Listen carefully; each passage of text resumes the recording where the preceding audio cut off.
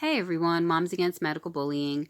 Today I'm going to be reading from Crucial Conversations. Well, rather than reading, I'm just going to summarize Chapter 9, which is called Move to Action.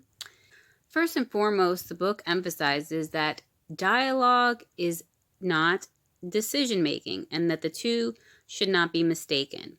A lot of meaning can go into the pool, but that does not guarantee that we agree on what to do with the meaning. We need to convert ideas into action. Agreement and principles and details are needed. So now that that's out the way, we have to decide how to decide which one of the four methods is going to be appropriate for the situation at hand. The book says to avoid violated expectations, separate the idea of dialogue from decision making and make it known how decisions will be made and who will be involved and why. 4 methods for decision making.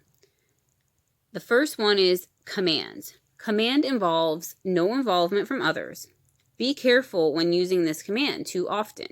Have areas of flexibility where you let others have some choice. Then there's a consultation, or to consult. This is where decision makers invite others to influence them before they make their decision.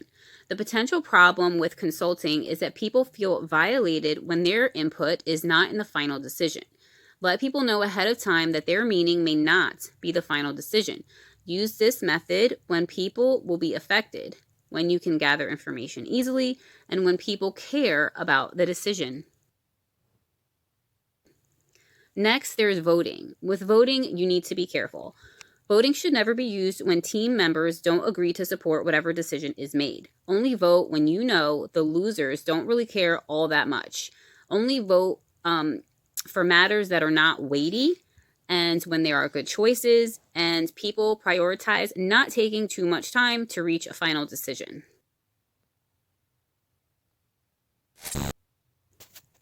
And last but not least, there's consensus. This method, everyone talks until there is an honest agreement. This method can produce unity and high-quality decisions, but if it is misapplied, can be a waste of time. This method should only be used with high-stake issues and issues where everyone must support the final decision. So some key things to avoid with consensus is 1, don't pretend that everyone will get their first choice, because this method is not about one person getting their way, but it's about the benefit of the whole team or the whole family. The next is no martyrs. The next thing to avoid with consensus is do not take turns. You did this last time, so I guess I'll do this time. They say decisions in consensus should be made like that they should be based on merit.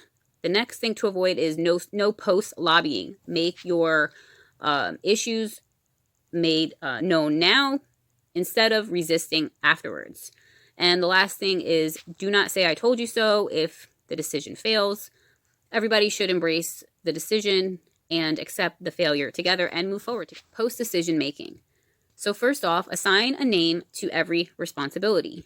If it is a group, say everyone split up in a group of 2 or 3, assign a leader to that group who will be responsible. Make clear guidelines of when the assignment is to be done. Agree on how you will follow up. Whether by email or phone or by telling the person to create some kind of report. Document the agreements that have been made. Don't leave it up to your memory. As you review what was supposed to be done, hold people accountable. When someone fails to deliver, then it is time for dialogue by using our state skills, which is S for share the facts, T, tell your story, A, ask for their input, T is talk tentatively, and E is to encourage testing. And lastly, holding people accountable will increase their motivation and create a culture of integrity. Thanks for watching.